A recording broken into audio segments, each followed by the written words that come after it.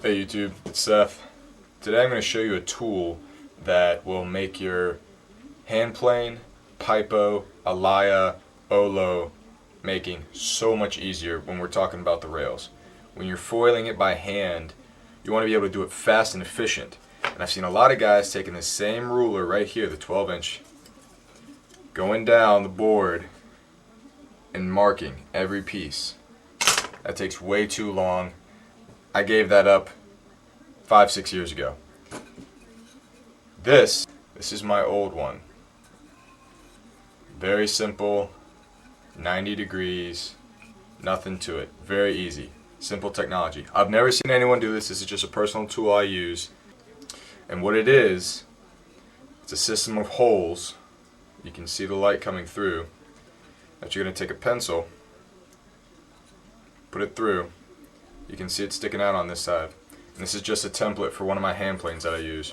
And what you're going to do with this, on this face, you're going to drag it along your board of choice on whichever inch you choose for the foil of your rail.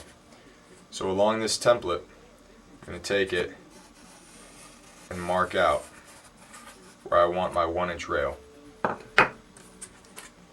And it comes through. All the same. I did that in 2 seconds. Guys using this could take up to a half hour if you're doing an 18-foot Olo. It's way too long. It's about simplicity and trying to make it fast. Alright guys, so this is how we're going to do it. Piece of scrap wood. 1x2. Nothing special. Saw of choice. Square. This is optional, but if you can, find a system of holes. It's easier to figure out what you're needing for both your pencil. You can stick it through several holes. Like right here I see I need a 5/16 to a 1/4. I'm going to go 1/4 on this one. Alright, step 1. Measure out what you need. So that depends on the boards you make. Depending on what you're building, my hand planes, I only do 1-inch bevel. I do everything by hand.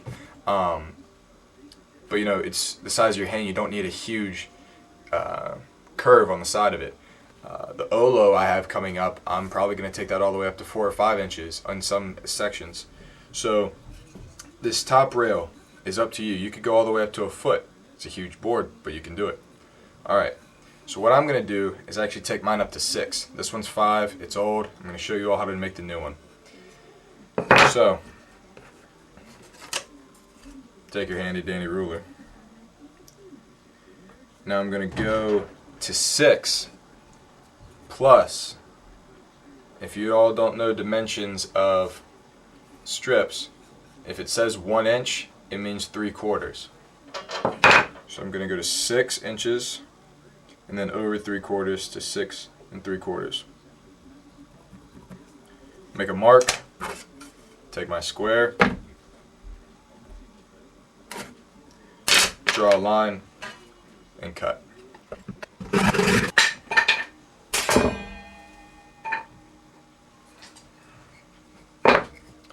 Piece 1. Now the second piece. Now we're talking the thickness of the board. Alright? This piece. This is what's going to be on the rail itself. Excuse me. Now, some Olos get up to 4 to 5 inches thick. It's incredible. Your typical Paipo, Alaia, and Handplane are going to be about 1 inch to 3/4 of an inch thick. Alaias may get thicker than that. Now, this piece does not necessarily have to be the same length as the piece you cut off earlier. You can if you want to. Again, like I said, it's all up to you. It's all up to the boards that you're designing. So for me, I'm going to take mine to 5 inches.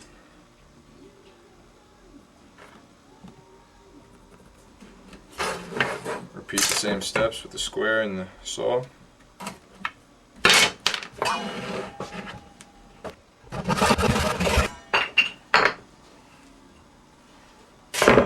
Excess goes in the scrap bin.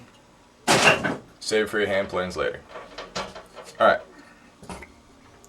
So now, you have your two separate pieces. You can form them in a 90 and see what they look like. Alright? Simple. Now, this is where some people might lose me. You're now going to measure for each hole. Again, you're going to measure for each hole you want. I'm going to do a system of 3. Alright? I'm going to do 1 inch, 1 1/3, 1 2/3, 2 inch. So I don't know if you saw that pattern that I'm going to make, but I'm going to make that pattern all the way up.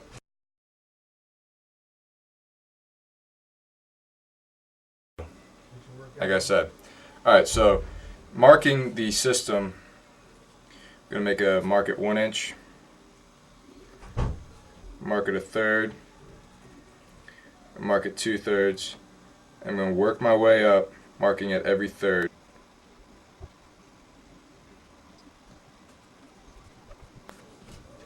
Alright, got it marked. Now, this block is the one that is on the face of the rail.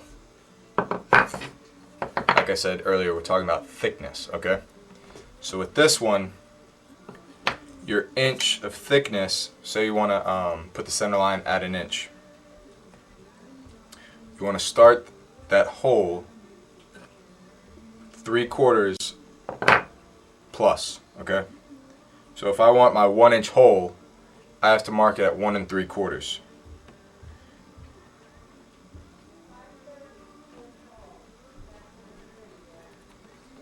And then from there I mark every inch, or every half inch, excuse me. I'm not going to do the thirds on the rail. No, really, it's not necessary.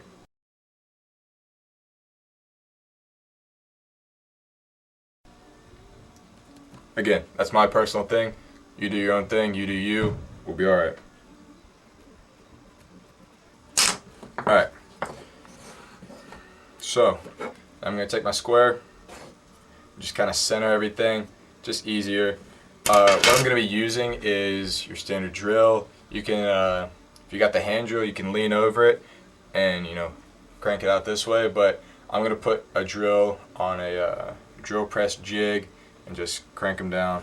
But for ease, I'm just going to mark these lines real quick.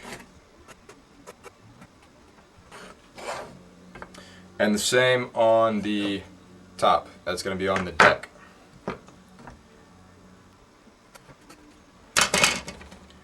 Now we're going to drill these out. Alright, so now we're back from sanding our holes. You'll feel it's kind of rough from where the drill pressed all the way through.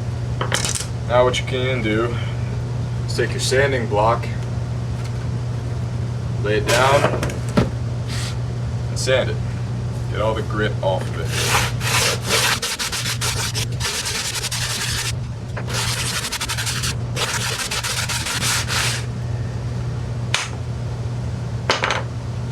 Alright, now you got a bunch of dust.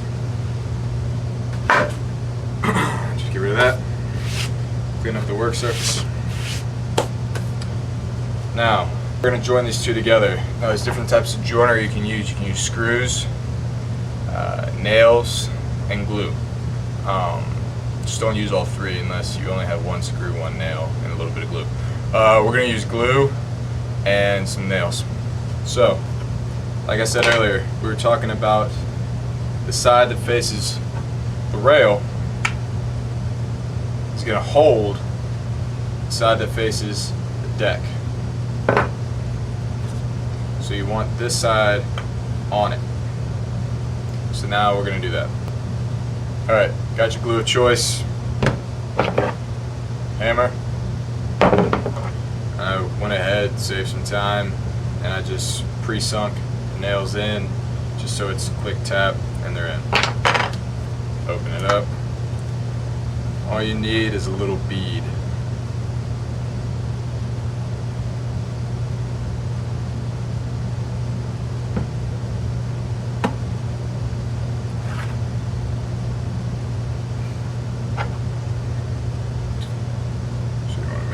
gets on there pretty well. Cover the surface. Now, hammering it, you want it to get as 90 as possible. What I'm going to do, I'm going to lay it on the work surface, because I know that's flat, 90. I'll get this piece to a 90 degrees and I'll tap it in sideways.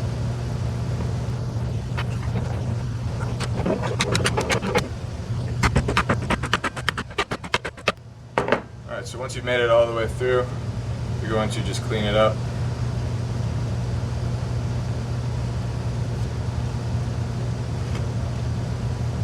Let this dude dry overnight.